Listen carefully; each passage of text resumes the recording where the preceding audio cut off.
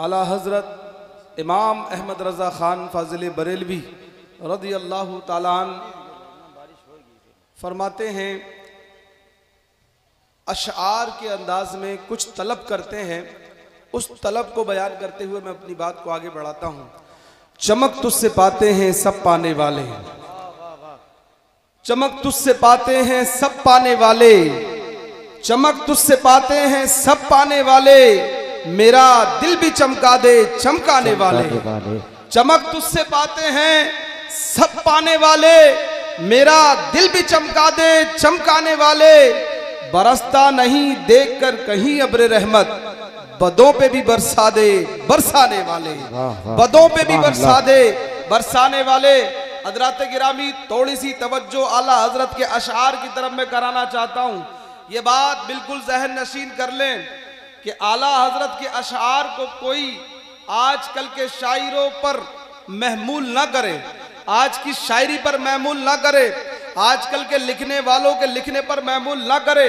आपकी जब सीरत को पढ़ते हैं, आला हजरत की सीरत को पढ़ते हैं तो पता चलता है आला हजरत वो हैं कि जिन्होंने इन अशआर को पहले लिखा और लिखने के बाद तहज्जुद की नमाज जब पढ़ते तो तहज्जुद के वक्त इन अशआर को पढ़ते, गुनगुनाते, बारगाह रिसालत में पेश करते और रब की बारगाह में इसकी कबूलियत के लिए दुआ मांगते, तो अल्लाह ने फिर इनको वो कबूलियत दे दी है, वो कबूलियत दे दी है कि आला हजरत की शायरी के लिए किसी पोस्टर, किसी बैनर, किसी एडवर्टाइजमेंट, किसी चैनल और किसी भी ब्लॉग की जरूरत नहीं है। आज दुनिया के तमाम खित्तों में हैरत की बात तो यह है, मुस्तफा जान रहमत जैसा मकबूल जमाना सलाम, अगरचे अरब के लोग उर्दू नहीं जानते हैं, अगरचे अजम के बहुत से खित्तों की जबानें मुख्तलिफ हैं, वो बोली जाती हैं, लेकिन आज भी झूम झूम के पढ़ा जाता है मुस्तफा जान रहमत पे लाखों सलाम, शमे बस में हिदायत पे लाखों सलाम। ये इस बात की जमानत है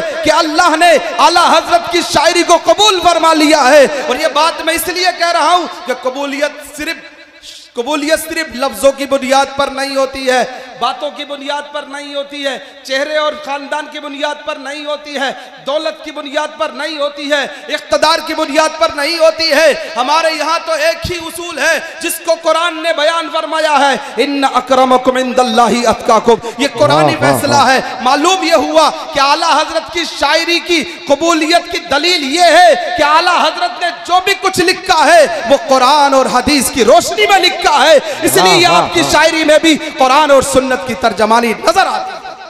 सुभान अल्लाह। अब मैं शेर का थोड़ा सा मतलब वाज़े करता हूं। चमक तुझसे पाते हैं सब पाने वाले, मेरा दिल भी चमका दे चमकाने वाले। आला हजरत कह रहे हैं कि चमक तुझसे पाते हैं सब पाने वाले। ऐ अल्लाह के रसूल, जितने लोग दुनिया में चमक रहे हैं सब आपसे ही तो चमक रहे हैं।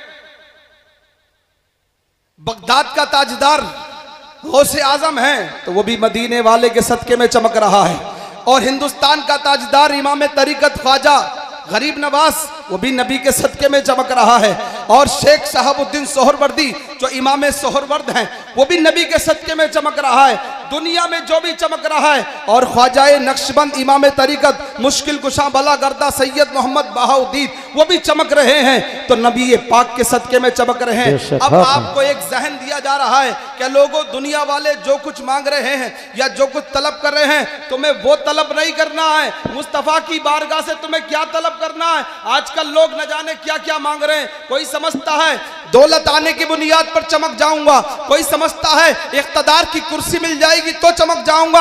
आला हजरत फरमाते ना दौलत की बुनियाद पर कोई चमकता है, अगर दौलत की बुनियाद पर कोई चमकता या बाकी रहता तो कारून बच जाता, कारून चमक जाता। शद्दाद की दौलत उसे बचा लेती, नमरूद की दौलत उसे बचा लेती, फिरौन की दौलत उसे बचा लेती। तारीख बताती है ना नमरूद रहा, ना कारून रहा, ना शद्दाद रहा, ये सब मिट गए, ना ये चमके ना ये बाकी रहे। लेकिन जिन्होंने अल्लाह के रसूल सल्लल्लाहु अलैहि वसल्लम की सुन्नत पर अमल किया और सीरत मुस्तफा को सीने से लगाया और अमल अल्लाह के रसूल की सुन्नत पर किया, तो वो चमकते रहे हैं और आज भी चमक रहे हैं और कयामत तक वो चमकते रहे। तो आला हजरत फरमाते हैं चमक तुझसे पाते हैं सब पाने वाले, मेरा दिल भी चमका दे चमकाने वाले। मैं एक बात बड़ी माजरत के साथ कहूंगा, बहुत से लोग समझते हैं कि खालिस पढ़ लेने से चमक जाएंगे। नहीं, गौर तलब चीज है। आला हजरत ने जो मांगा है वो अल्लाह के रसूल की बारगाह में ये मांगा है, मेरा दिल भी चमका दे चमकाने वाला। दिल चमकना, दिल का चमकना आला हजरत ने चेहरे का नहीं मांगा, चेहरे के लिए नहीं कहा कि चेहरा चमक जाए, क्योंकि चेहरा आज के दौर में आर्टिफिशियल भी चमका रहे हैं लोग, क्रीम से भी चमकाया जा रहा है, और भी न जाने कितने ब्यूटी पार्लर्स के लोग आ गए हैं।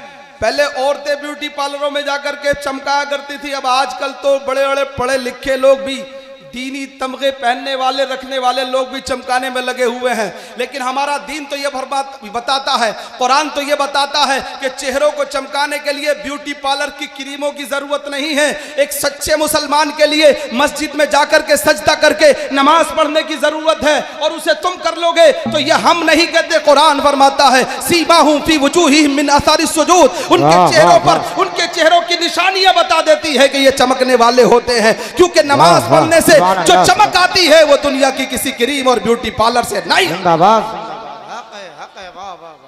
आज भी आप देख लीजिए, एक नमाजी की जो चमक होती है, एक दीनदार की जो चमक होती है, उसे अलग से पहचान लिया जाता है। इसलिए मुसलमानों, पहचान अपनी बनाने की जरूरत है। तो आला हजरत ने इसलिए क्लियर कर दिया कि चेहरे का कोई ताल्लुक नहीं है। अगर चेहरे की बुनियाद पर होते तो दुनिया में बड़े बड़े खूबसूरत है।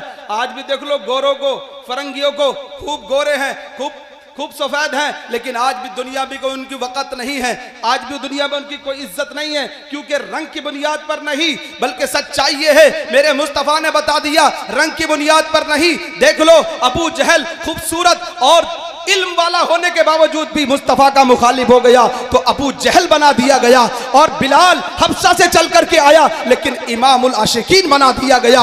मुस्तफ़ा ने बता दिया है कि रंग और नस्ल का मसला नहीं है, बल्कि मुस्तफ़ा की मोहब्बत और मुस्तफ़ा की इताअत का मसला। जिंदाबाद, नारे तकबीर, नारे रिसालत, मसलके आला हजरत, फैज़ाने आला हजरत सरकार की आमद, नारे तकबीर, नारे रिसालत।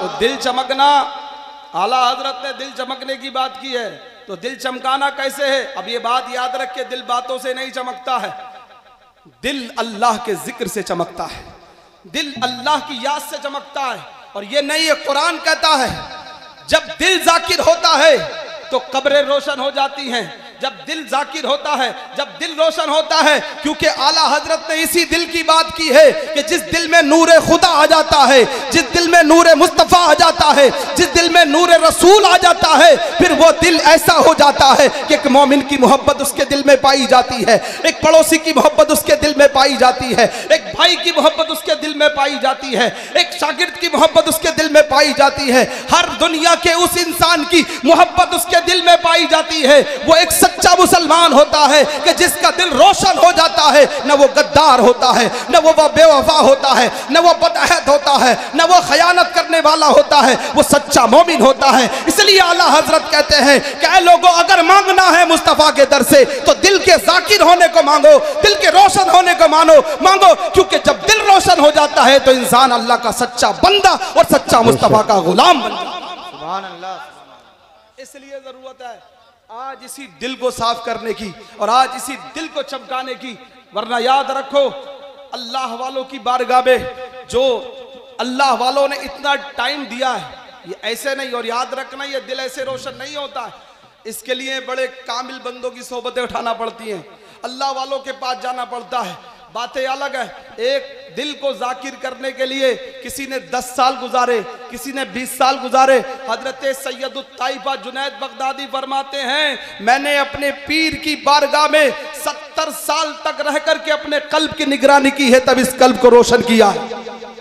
हजरत सैयदना ख्वाजा गरीब नवाज मोइनुद्दीन चिश्ती ने 20 साल तक अपने पीर ख्वाजा उस्मान हारूनी की चप्पलें उठाई है और उनकी खिदमत की है, तब इस दिल को रोशन किया है। तो फिर शान ये हो जाती है, जब दिल रोशन हो जाता है, जब दिल जाकिर जाकिर हो जाता है तो कमाल ये पैदा होता है कि उस्मान हारूनी बुलाते हैं मोइनुद्दीन चिश्ती अजमेरी को और कहते हैं बताओ बेटा, मेरी 2 उंगलियों के दरमियान में आसमान की तरफ रुक करके कहते हैं बता क्या देखते हो। तो हजरत ख्वाजा मोइनुद्दीन चिश्ती कहते हैं ऐ पीरो मुर्शिद, अब ये दिल तुम्हारी बरकत से रोशन हो चुका है तो अब मैं 7 आसमान को देख रहा हूँ और उसके दरमियान को देख रहा हूँ, जो कुछ इनके अंदर है वो भी देख रहा हूँ, बल्कि अर्श आज़म को भी मैं मुलाहिजा कर रहा हूँ। फिर नीचे को उंगलियों को किया और फरमाया बताओ अब क्या देखते हो। तो कहते हैं तुम्हारे कदमों का सदका ये है कि मैं 7 तबक जमीन के तहत सरा तक देख रहा हूँ। जब दिल जाकिर हो जाता है तो ये कमाल पैदा।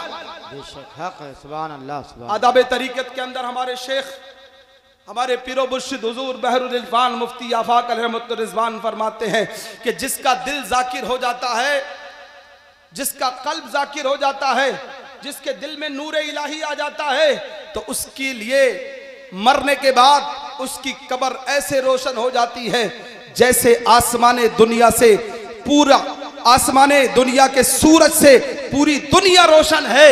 ऐसे ही बंदे की कब्र अल्लाह तबारक व तआला कल्ब के नूर की वजह से रोशन फरमा देता है। हज़रात गिरामी, ये वजाहत के मुतालिक मैंने इतनी बात कह दी है। अब मैं आपको कुरान करीम की वायत करीबा जिसको मैंने तिलावत किया है बस उसकी मुख्तसर वजाहत करके अपनी बात को मुकम्मल करना चाहता हूँ। एक बार और बाबा से बुलंद दुरूद पाक पढ़ लें। अल्लाहुम्मा सल्ली अला सय्यदिना मौलाना मुहम्मदिन बारिक वसल्लिम सलातन व सलामन अलैका या रसूल अल्लाह सल्लल्लाहु तआला अलैहि वसल्लम। नामे मोहम्मद से खुशबुए वफा आती है, नामे मोहम्मद से खुशबुए वफा आती है, उनके रोजे से उम्मती उम्मती सदा आती है।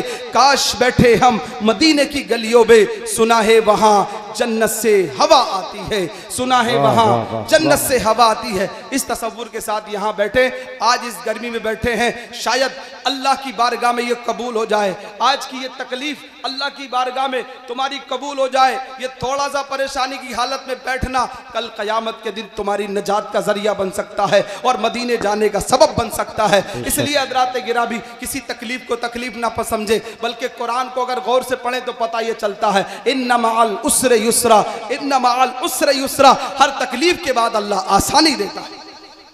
इसलिए कुरान करीम की जिस आयत को मैंने तिलावत किया है उसका बड़ा वाज़ेह मफ़हूम है। अल्लाह तबारक व तआला फरमाता है लक़द काना लकुम फ़ी रसूलिल्लाहि उस्वतुन हसना, बेशक तुम्हें अल्लाह के रसूल की पैरवी में सबसे बेहतर है अल्लाह के रसूल की पैरवी। जो उस्वा हसना है वो रसूलुल्लाह सल्लल्लाहु ताला अलैहि वसल्लम की जो जिंदगी है, आपकी जिंदगी जो सबसे बड़ी आइडियल है। अल्लाह फरमाता है कि तुम्हारे लिए सबसे बेहतरीन चीज अगर है तो वो अल्लाह के रसूल की जिंदगी है। उसको सामने रख करके अपनी जिंदगी को गुजारो। आज इस दौर में जो कि एक डिजिटल दौर कहलाता है, तरक्की का दौर है, टेक्नोलॉजी का दौर है, लेकिन कोई ये ना समझे कि ये मौलाना लोग, ये मदरसे वाले, ये हजरात आज भी पिछले जमाने की बातें करते हैं। हम ये बताना चाहते हैं कि ये मदरसे वाले ही हैं। ये मस्जिदों में बैठ करके, ये मुसल्लों के ऊपर रातों को बैठकर काल अल्लाह और काल रसूल की जो सदाएं बुलंद करते हैं, यही वो लोग हैं जिन्होंने दुनिया में हर दौर में लोगों की रहनुमाई की है। इन्हीं लोगों ने आज भी लोगों की परेशानियों का हल निकाला है, बड़े बड़े मसले हल किए हैं। बताना यह है कि जो पैगंबर इस्लाम सल्लल्लाहु ताला अलैहि वसल्लम की सीरत पर चलते हैं वो दुनिया में सरफराज होते हैं। हज़रात गिरामी, जिस पैगंबर की मैं बात कर रहा हूँ, इस आयत करीबा के ताल्लुक से शान नुज़ूल में ये लिखा है कि जंग खंदक के मौके पर यह आयत नाजिल हुई।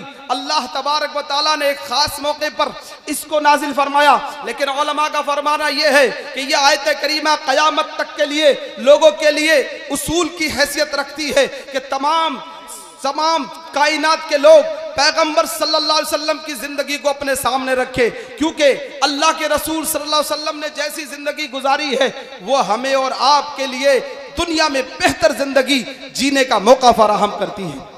हज़रात गिरामी, इसलिए सहाबा नबी पाक अलैहिस्सलातु वस्सलाम की बारगाह में आकर के हर चीज का हल मांगा करते थे, हर चीज का मसला पूछा करते थे।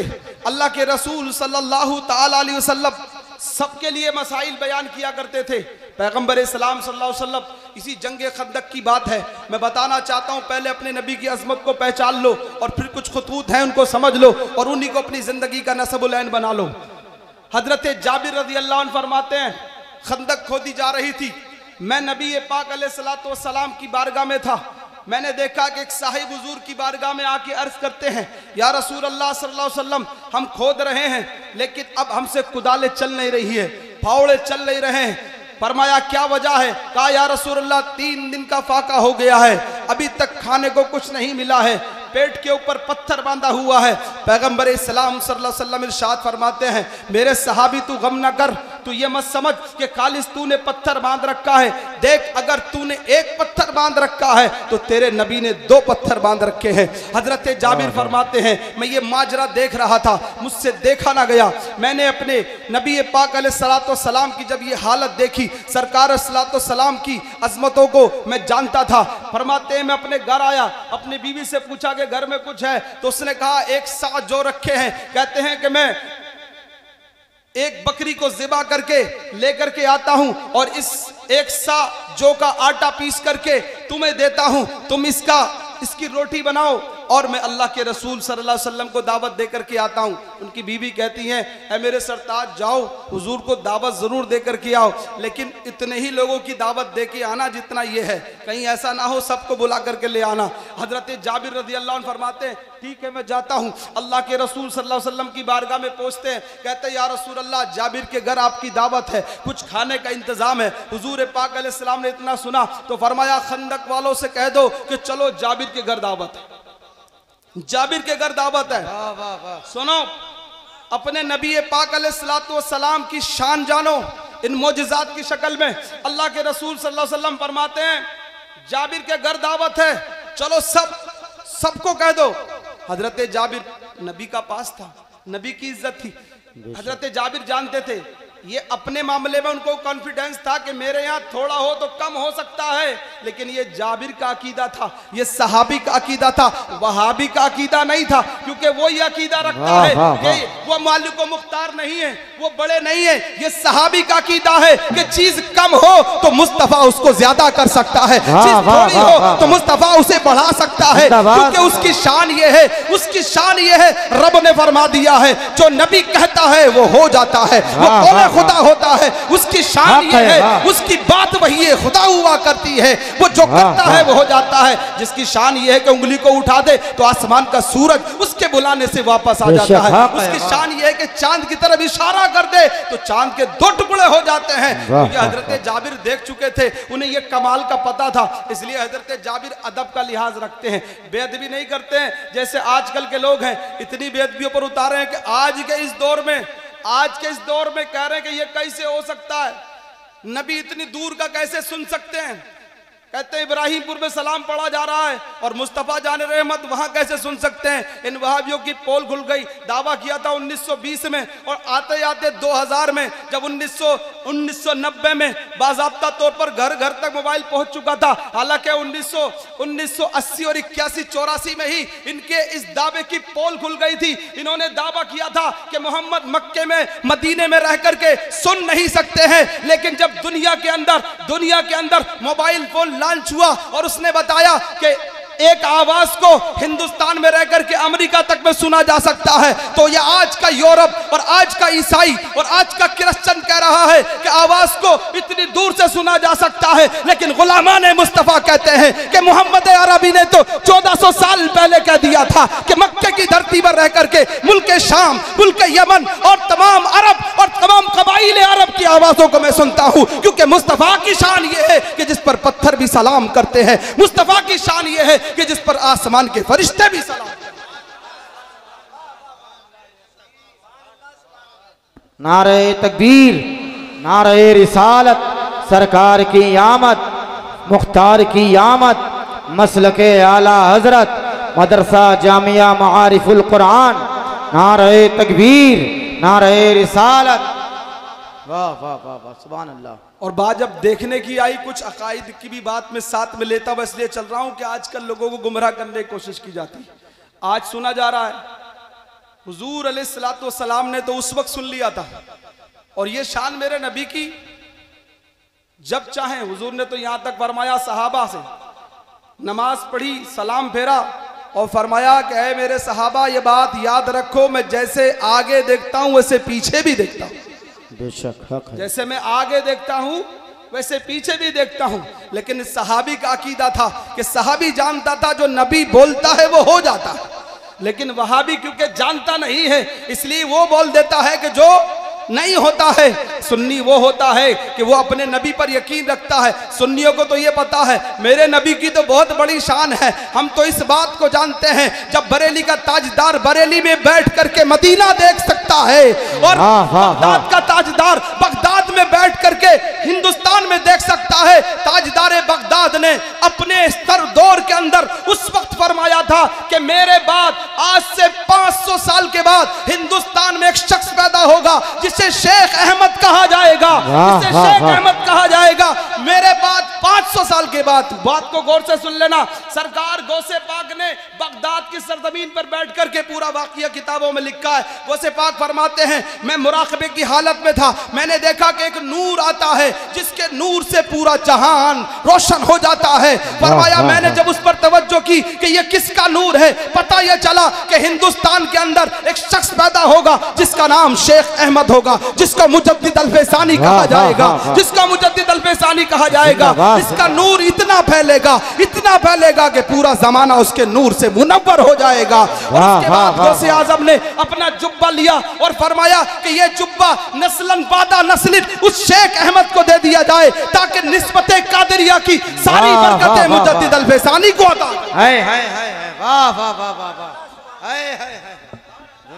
इसलिए बुजुर्गों को पहचानो, बुजुर्गों से मोहब्बत करो, लेबिल की तरफ ना जाओ बल्कि उसकी बरकत की तरफ जाओ, क्योंकि इन रास्तों से हमें नूर इलाही मिलता है, इन रास्तों से हिदायत मिलती है। इनसे मोहब्बत के जरिए से हमारी दुनिया भी अच्छी हो जाती है और आखिरत भी।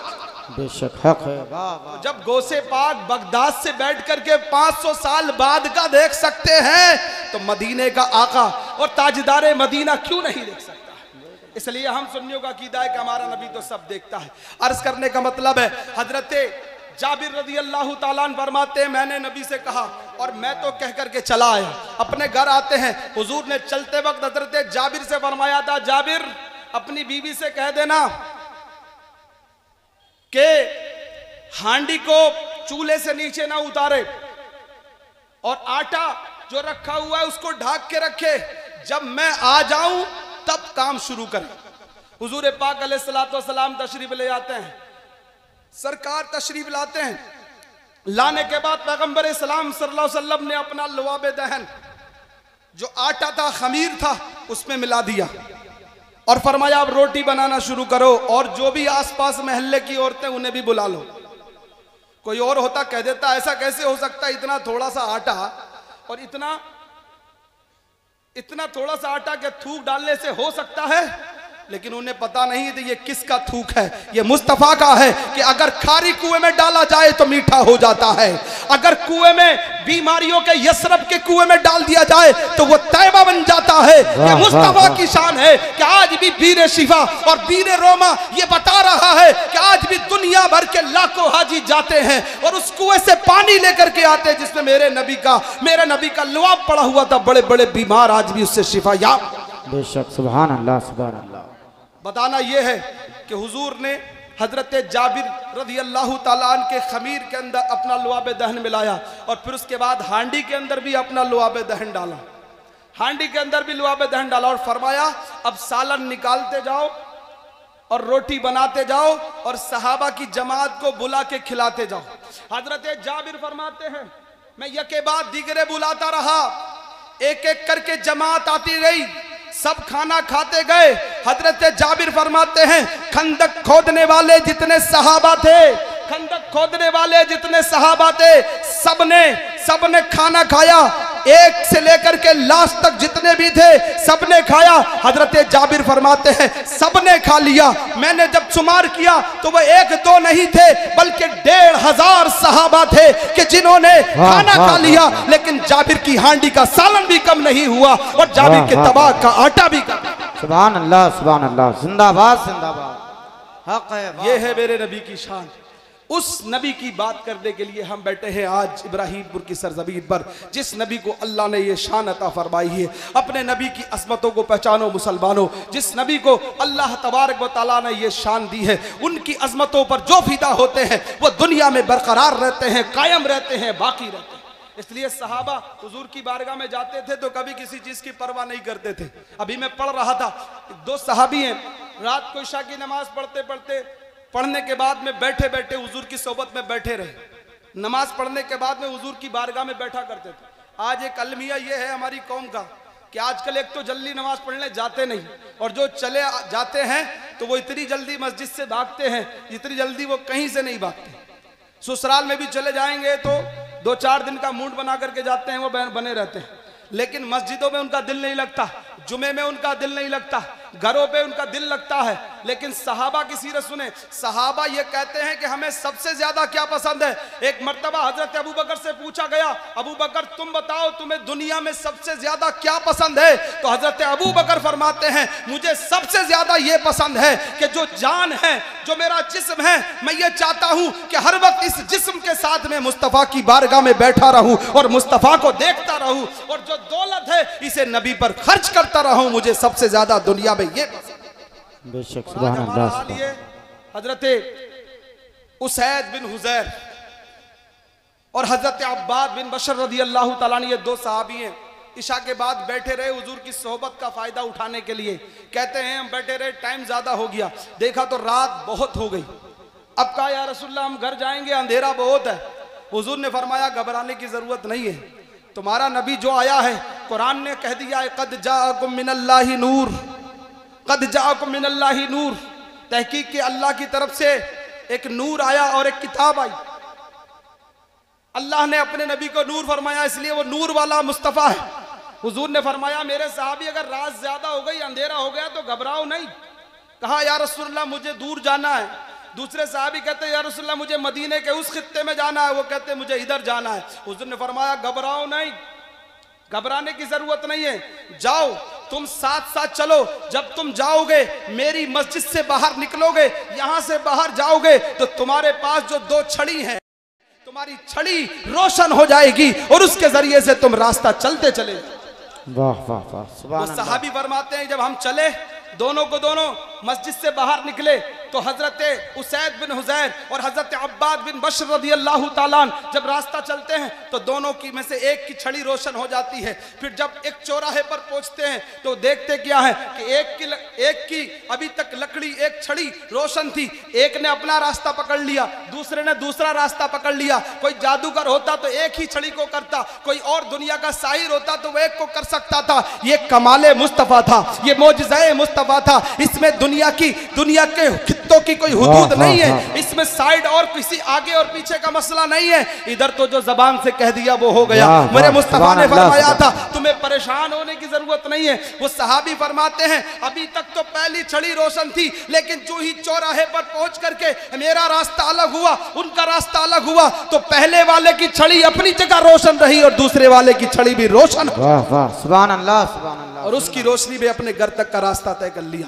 बताना यह है उस नबी की शान यह है। किताबें पढ़ करके देखो, बुजुर्गों के बारे में लिखा है, इसीलिए सहाबा मर मिटने की बात करते थे। हजरत उकाशा बदर के मैदान में आकर के अर्ज करते हैं या रसूलल्लाह मेरी तलवार टूट गई है। हुजूर ने फरमाया तलवार टूट गई तो गम न कर, जो मिल जाए लेकर के चला। देखा एक लकड़ी पड़ी हुई है, कहा या रसूलल्लाह अब तो लकड़ी ही बची है। कहा इस लकड़ी को लेकर के आओ। हजरत उकाशा अपने नबी के हाथ में लकड़ी देते हैं। हुजूर ने लकड़ी को थामा और लकड़ी लेने के बाद में उकाशा को दिया। फरमाया जा ऐ उकाशा तू पहुंचना, और जब तू मैदान के अंदर पहुंचेगा तो ये लकड़ी नहीं बल्कि शमशीर बन जाएगी। उसे लेकर के पहुंचते हैं। हजरत उकाशा फरमाते हैं मैं जब मैदान बदर में पहुंचा तो अभी तक तो लकड़ी थी, लेकिन जैसे ही बदर में पहुंचता हूं तो वो लकड़ी शमशीर बन जाती है। न जाने कितने काफिरों को मैंने उस शमशीर के जरिए से उन का सर कत्ल कर दिया। हजरत गिरामी बताना यह है, फरमाते मैंने उस तलवार का नाम बाद में ऑन रख दिया था और एक लंबे जमाने तक न जाने कितनी जंगें मैंने लड़ी और वो तलवार बाकी की बाकी रही और उसके जरिए में दीन का काम करता। अर्ज करना यह है, ऐसे मौजिज़ात रसूल हैं सल्लल्लाहु अलैहि वसल्लम जिस पर सहाबा का यकीन था कि वो कभी इसके खिलाफ नहीं जाते थे। अल्लाह के रसूल सल्लल्लाहु अलैहि वसल्लम ने जो कह दिया उसको मान लेते थे। अब हजरात गिरामी आपको बताना चाहता हूँ, जब सहाबा ने ये सब देखा और ये जाना तो आज हमें भी ज़रूरत है कि हम उन्हीं सहाबा की पैरवी करें। यही सहाबा हैं कि जिन्होंने नबी की जब बात मानी तो ऐसी मानी कि फिर दुनिया के किसी आदमी की परवाह नहीं करी। आज हमारा हाल ये है कि हम बहुत जल्दी जलसे में आ गए तो सुभान अल्लाह, मौलाना लोगों की तकरीरें सुनी सुभान अल्लाह, और फिर यहाँ से निकले तो फिर कुछ नहीं, फिर सब भूल जाते हैं। मैं बताना चाहता हूँ कि जैसे यहाँ सुन रहे हो, यहाँ जैसा मिजाज है, जैसा मूड यहाँ है, वो सब जगह रखो और ये दिमाग में डाल लो कि कुछ भी, कोई भी दुनिया की ताकत हमें नुकसान नहीं पहुंचा सकती।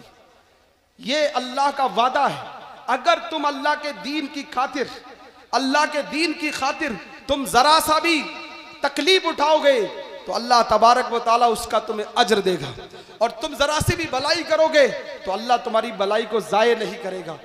बताना यह है कि पैगंबर इस्लाम सल्लल्लाहु अलैहि वसल्लम की पूरी जिंदगी हमारे लिए नमूने अमल है। हजरत गिरामी हुजूर पाक अलैहिस्सलाम की जिंदगी के दो पहलू बहुत अहम है, यानी कि दो मक्की और मदनी जिंदगी के जो दो पहलू हैं, आज हिंदुस्तान के मुसलमानों को इस दौर के अंदर हुजूर की मक्की जिंदगी को भी समझने की जरूरत है और मदनी जिंदगी को भी समझने की जरूरत है। उलमा का कहना यह है कि इस हिंदुस्तान के आज के दौर के अंदर मक्की जिंदगी को सामने रखें कि ताकि पता चल जाए कि दुनिया में चाहे तकलीफें जितनी आ जाए, जब तकलीफ ज्यादा लगे हिंदुस्तान के हालात में, आपको जब ज्यादा लगे तो मैं तो सिर्फ यही पैगाम देना चाहता हूं, जब परेशानियां आए, मुसीबतें आए तो हुजूर के मक्की दौर को याद कर लेना, और जब आसानियां आए, जब असबाब पर अल्लाह गिरफ्त दे तो मदीने को याद कर लेना, ताकि तुम मक्की जिंदगी के जरिए से तुम्हारे अंदर सब्र पैदा हो जाए और मदनी जिंदगी के जरिए तुम्हारे अंदर शुक्र पैदा हो। सुभान अल्लाह, सुभान अल्लाह, जिंदाबाद जिंदाबाद। हजरत गिरामी, मक्की जिंदगी में सुलह हुदैबिया भी है, मक्की जिंदगी, हालांकि आका करीम सल्लल्लाहु अलैहि वसल्लम मदीने से गए थे, लेकिन बताना यह है कि मक्के में हुजूर पाक अलैहिस्सलाम पहुंचे तो कैसी अपने नबी पाक अलैहिस्सलाम ने कैसी प्लानिंग की। सीरत के ये वो गोशे हैं जो आज हमें बहुत कुछ बताने की बात करते हैं।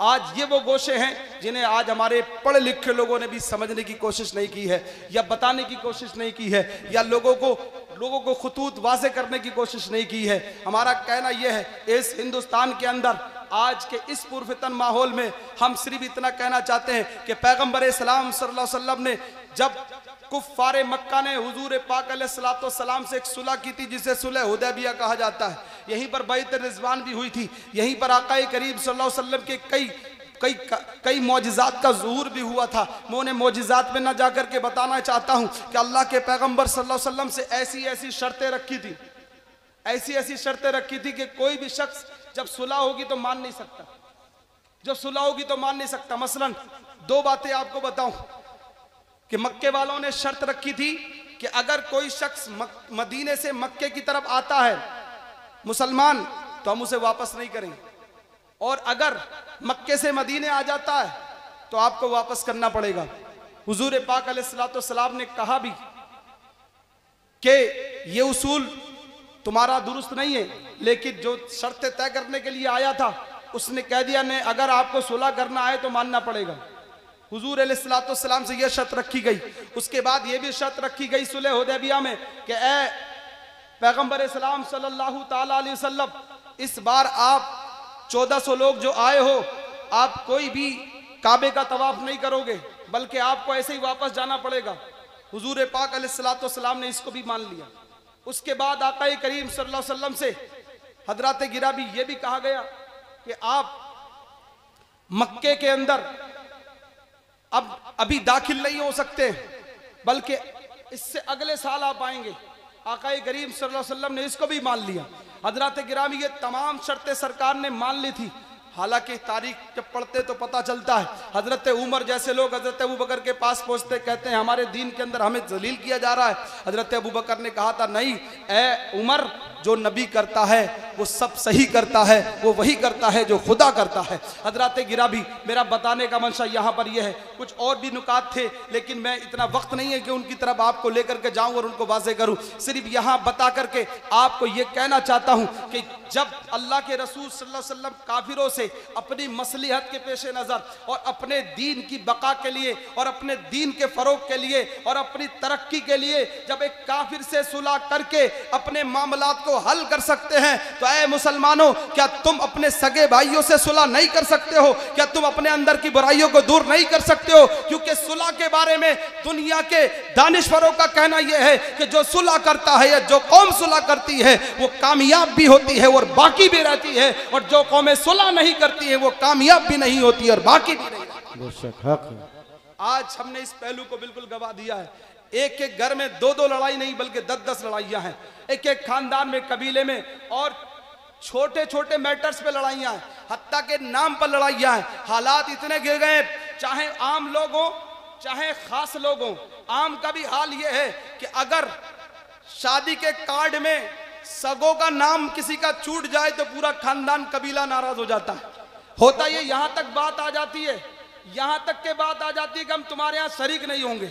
और ये बात आम लोगों की है, लेकिन हमारे खास लोगों में भी ये हाल है कि अगर पोस्टर में नाम किसी का छूट जाए तो वो भी नाराज होकर के बैठ जाता है। मालूम हुआ कि बुराई चाहे यहाँ हो चाहे वहाँ हो, बल्कि पोस्टर वाले एक आध नंबर और आगे हैं। अगर किसी का ऊपर के बजाय नीचे हो गया तो वो और नाराज हो जाता है। किसी के अल्फाज में कमी आ जाती है, अलकाम में कमी आ जाती तो वो भी नाराज हो जाता है। पता चला बुराई चाहे खास में हो चाहे आम में हो, इसे सबको मिटाना होगा। हमारी तारीख तो ये बताती है, आज से 200 साल पहले के किताबें जो हमारे उलमा बैठे हैं इनसे पूछ लो, चाहे वो शरह जामी पढ़ी हो, चाहे इसके अलावा इन्होंने कुतुबी पढ़ी हो, चाहे इन्होंने तसव्वुरात पढ़ी हो, चाहे इसके अलावा शरह बिकाया अकाईद की किताबें, चाहे किसी फन की किताबें फिक़्ह और हदीस की पढ़ी हो, तारीख ये बताती है कि आज भी उन मुसन्निफों के नाम उन किताबों पर लिखे हुए नहीं है। इससे पता चलता है कि कितनी नफ्सकुशी वो किया करते थे, अपने नाम को इतनी बड़ी किताब लिख करके जो कयामत तक के लिए लोगों को इंसान बनाती है, वो उन किताबों के ऊपर अपना नाम नहीं लिखते हैं। लेकिन आजकल थोड़ा थोड़ा इल्म रखने वाले, स्टेजों पर सिर्फ जाहिरी बातें करने वाले लंबे लंबे अलकाबात की बात करते हैं, क्योंकि उन्हें पता है कि ला असअलुकुम अलैहि अजरन, ला असअलुकुम अलैहि अजरन, हम तुमसे अज्र नहीं मांगते। ये मुस्तफा ने फरमाया था, इन अजरिया इल्ला अल्लाह, मेरा अज्र तो नहीं है मगर मेरे रब के पास। नारे तकबीर, नारे रिसालत, सरकार की आमद, फैज़ाने हुजूर बहरुल इरफान, फैज़ाने हुजूर बहरुल इरफान, फैज़ाने सादाते बिलग्राम शरीफ, नारे तकबीर। इसलिए कि ये वो लोग थे जो नाम नहीं चाहते थे, ये तो ये चाहते थे बस हमारा नाम हो तो गुलामी में नाम लिख लिया जाए, हमारा नाम दो। तो मैं ये बताना चाहता हूँ कि आज इन इस्लाहात की ज़रूरत है। इस्लाम में दो चीज़ें बड़ी अहम थी जो बिल्कुल कम कर दी गई, हत्ता के स्टेजों तक पर भी। अब अगर स्टेज पर कोई इस्लाही तकरीर करता है तो इल्ला माशाअल्लाह छोड़ करके बाद में जो बेचारे आते हैं, जो भी मुकर्रिर आए या जो भी नकीब आए, तो वो ये कहते हैं हाँ बहुत ही आपने अच्छा इस्लाही बयान समाअत फरमाया। और उसके बाद में जो है जब कोई दुनिया की तमाम बातें और इधर उधर की सारी बातें सुना करके कहा जाता है तो उसको खिताब और उसको न जाने किन किन चीज़ों से नवाजा जाता है। मैं अपने लिए नहीं कहना चाहता, बताना ये चाहता हूँ कि मिजाज बदलने की ज़रूरत है, काम को, सिस्टम को। आपको पता है तुम्हारे खिलाफ बंद कमरों के अंदर प्लानिंगें हो रही हैं। आज हम जलसे कर रहे हैं, जुलूस निकाल रहे हैं, तुम्हें पता है इस्लाम की जड़ों को काटने का इंतजाम हिंदुस्तान के अंदर हो रहा है। आज मिंबर जो पार्लियामेंट के अंदर हमारे हैं, हमें पता भी नहीं है आज जिन मस्जिदों में तुम नमाजें पढ़ रहे हो, जिन मज़ारों पर तुम हाजिरियां देने जा रहे हो, तुम्हें पता है आज जो वक्फ एक्ट आया है, जो तरमीमी एक्ट लाया गया है हिंदुस्तान के अंदर, ये थोड़ा बहुत छोटा मोटा मैटर नहीं है, ये बहुत बड़ा गौरतलब मसला है। जिनमें आज सुकून से जाकर के तुम ख्वाजा के दरबार में भी जाते हो, मस्जिदों में जाते हो, कहीं पुरानी जामा मस्जिद है, कहीं पुरानी बड़ी ईदगाह है, हमारे अकाबिर की दी हुई जमीनें हैं, इन सब पर जालिमों की गलत नजरें हैं, इनको हड़प करने का इरादा है। इस ताल्लुक से आज हमारे अंदर कोई बेदारी नहीं है। याद रखो, अपने हुकूक को नहीं पहचानोगे, अपने मकसद को नहीं पहचानोगे, अपने मकासिद को नहीं जानोगे तो दुनिया वाले मिटाने की कोशिश करते रहेंगे। नारे रिसालत, मसलके आला हजरत, फैज़ाने आला हजरत, सरकार की आमद, नारे तकबीर, नारे रिसालत देखें आज के इस मुबारक महफिल में के रूह रवा खतीब बाकमाल शहजादे वक़ार मिल्लत हज़रत अल्लामा मौलाना नोमान अख्तर फ़ाइकुल जमाली की आमद हो गई है। इंशाअल्लाह जिनके खिताब नायाब से हम और आप अपने दिल की दुनिया बदलने की कोशिश करेंगे। ज़रा झूम कर नारे का जवाब दें। नारे तकबीर, नारे रिसालत, मसलके आला हज़रत, नारे हैदरी। बस चंद मिनट में अपनी बात को मुकम्मल कर रहा हूँ, गौर से सुन लें। दो लफ्ज बोल रहा हूं, दो बातें बड़ी अहम बता रहा हूं और उसको याद कर ले और आज से ही अमल करने की कोशिश कर ले। चाहे खास हो चाहे आम हो, दीन सबके लिए है। याद रखें, हमारे यहां जाहिर का एतबार नहीं है, बातिन का एतबार है। और इस पर मैं दलील पर हदीस पेश कर सकता हूं। क़ाला रसूलुल्लाह सल्लल्लाहु तआला अलैहि वसल्लम इन्नल्लाह ला यंजुरु इला सुवरिकुम व अजसादिकुम वलाकिन यंजुरु इला कुलूबिकुम। अल्लाह के रसूल सल्लल्लाहु अलैहि वसल्लम की हदीस है, मैं अपने अल्फाज में वजाहत नहीं कर सकता, जिसको मैंने तकरीबन 17 साल तक एक हिंदुस्तान की बड़ी दरसगाह का हदीस का बहुत बड़ा मुहद्दिस, जिसे हुजूर बहरुल इरफान मुफ्ती आफाक अलैहिर्रहमा कहा जाता है, जिन्होंने 12 अपनी तकरीरों के अंदर अपनी बात ना करके के नबी की इस हदीस को कोट किया है, इस हदीस को सुनाया है। वो फरमाते हैं कि अल्लाह के रसूल की हदीस है कि बेशक अल्लाह तुम्हारी शक्लों को नहीं देखता, तुम्हारे जिस्मों को नहीं देखता, तुमने क्या पहना इसकी परवाह नहीं है, तुमने घर में क्या लिखा इसकी परवाह नहीं है, तुम्हारे घर में कितने कमरे इसकी परवाह नहीं है, तुमने कितनी दौलत जमा की इसकी परवाह नहीं है, कितने ट्रैक्टर हैं, कितनी खेतियां हैं, कितनी दौलत है, ये सब नहीं देखा जाता। बल्कि क्या देखा जाता है, हदीस के दूसरे जुमले पर गौर करें, वलाकि यंजुरु इला कुलूबिकुम, ये देखा जाता है कि तेरे दिल में क्या है, तेरे दिल में मुस्तफा की मोहब्बत है या नहीं, तेरे दिल में दिन का दर्द है कि नहीं, तेरे दिल में पड़ोसी की मोहब्बत है कि नहीं, तेरे दिल में भाई की मोहब्बत है कि नहीं, तेरे दिल में मुस्तफा की सुन्नतों का दर्द है कि नहीं, तेरे घर में मुस्तफा की सुन्नतों का काम किया जा रहा है कि नहीं, तेरे बच्चे इस्लाम और सुन्नत पर चल रहे हैं कि नहीं, ये देखा जाएगा। नहीं देखा जाएगा कि तुमने कितनी दौलत जमा की है। इसलिए नियत कर लो आज इस जलसे के अंदर कि हम मुस्तफा के लिए करेंगे, हम मुस्तफा के लिए जिएंगे, हम मुस्तफा के लिए मरेंगे, हमें जो भी कुछ करना है वो मुस्तफा के लिए करना है, हमें रहना भी है तो मुस्तफा के लिए, मरना भी है तो मुस्तफा। वाह वाह वाह वाह, सुभान अल्लाह सुभान अल्लाह। और वो दो लफ्ज क्या है जो इसको मैं बताना चाहता हूं।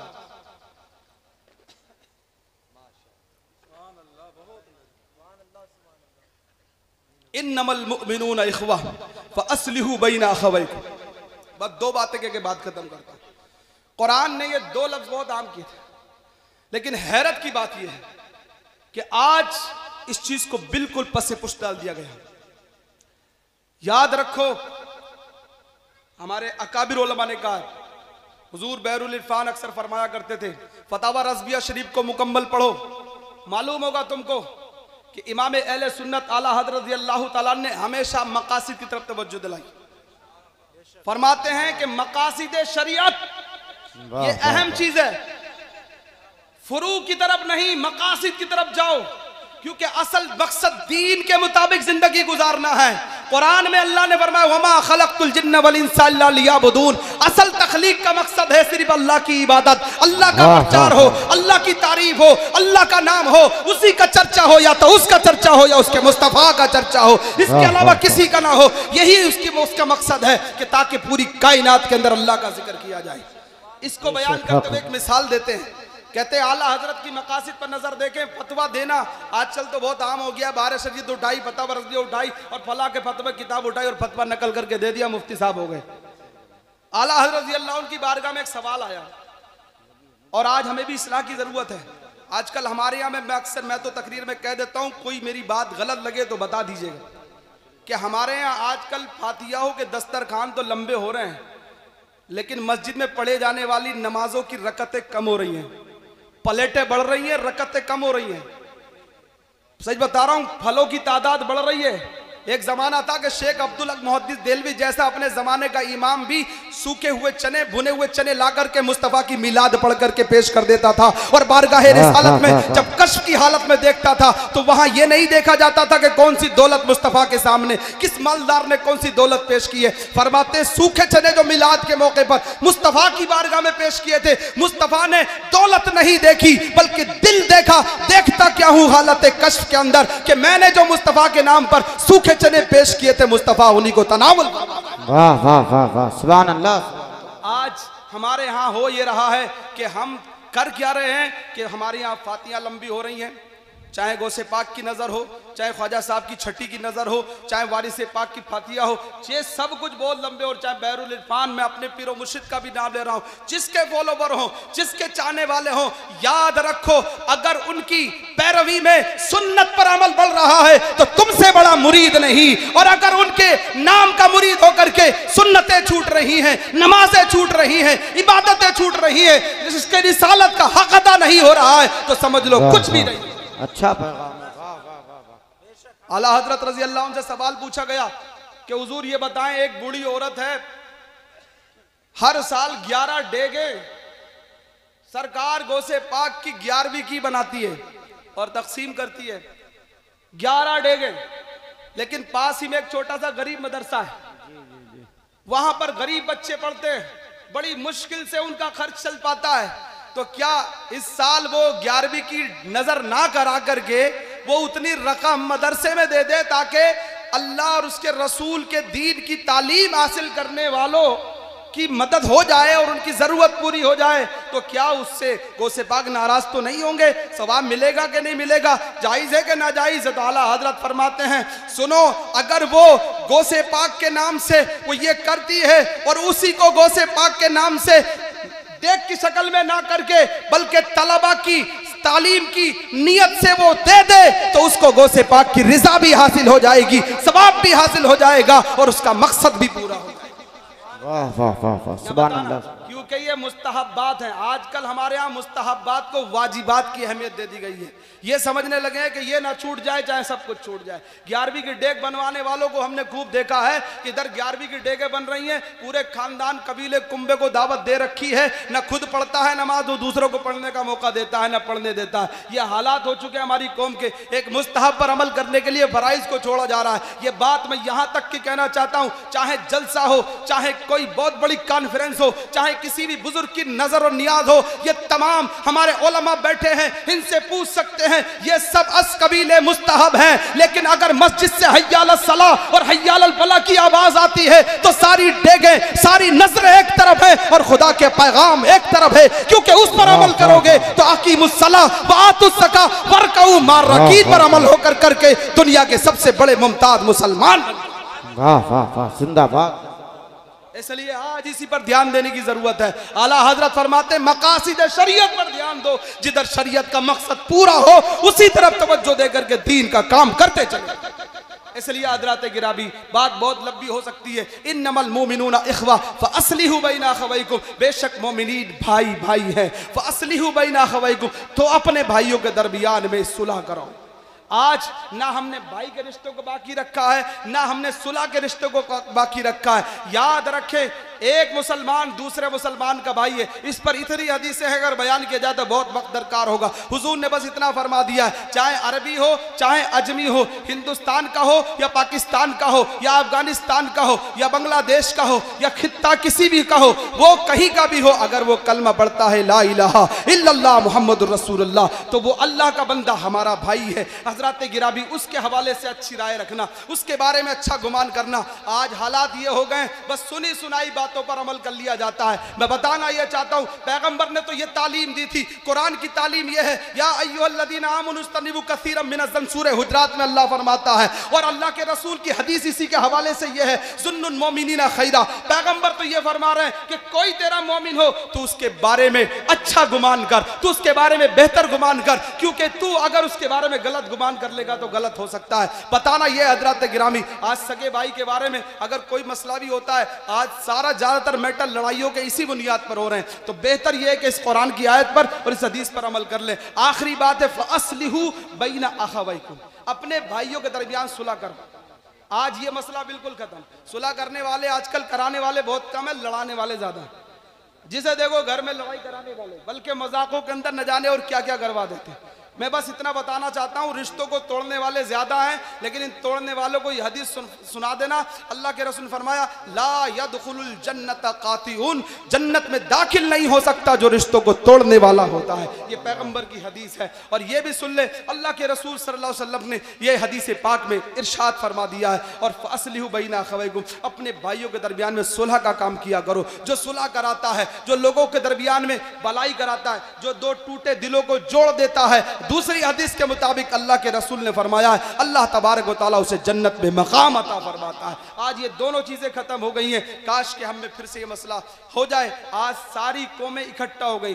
कहा जाता है अल्पसंख्यक लोगों के अलावा जितना बहुमत दल है सब इकट्ठा है, लेकिन आज मुसलमान हैं जो बटे हुए हैं, चाहे किसी नाम पर बटे हुए हैं। काश के हमारा मिजाज वही होता जो इकबाल ने कहा था, एक ही सफ में खड़े हो गए महमूद अयाज, न बंदा रहा न बंदा नवाज। फिर कभी मौका मिलेगा तो इस आयत करीमा के हवाले से मैं अपनी बात को आगे बढ़ाऊंगा। मुझे ख्याल है काफ़ी हमारे बड़े उलमा तशरीफ़ फरमा है। अल्लाह की बारगाह में दुआ, मैंने जो कुछ बयान किया मुझे इस पर अमल की तौफीक अता फरमाए और आपको भी अमल की तौफीक अता फरमाए। वाखिर दावाना अल्हम्दुलिल्लाहि रब्बिल आलमीन।